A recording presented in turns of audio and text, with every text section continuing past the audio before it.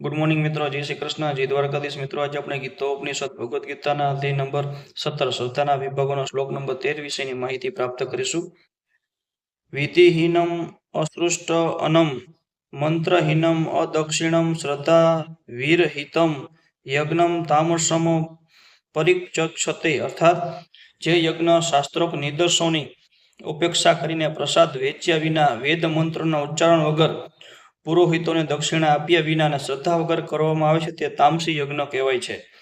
તમોગુણમાં શ્રદ્ધાના વાસ્તવમાં અશ્રદ્ધા છે। કેટલીક વખત લોકો કોઈ દેવને માત્ર ધન લાભ માટે પૂજે છે અને પછી તેઓ શાસ્ત્રોના આદેશોની અવહેલના કરીને તે ધનને મનોરંજન પાછળ વાપરે છે। આવા ધાર્મિક કર્મકાંડ દેખાવો સાચા અર્થમાં સાત્વિક હોતા નથી, તે તામસી હોય છે। આનાથી આસુરી વૃત્તિ ઉત્પન્ન થાય છે અને માનવ સમાજનું હિત થતું નથી।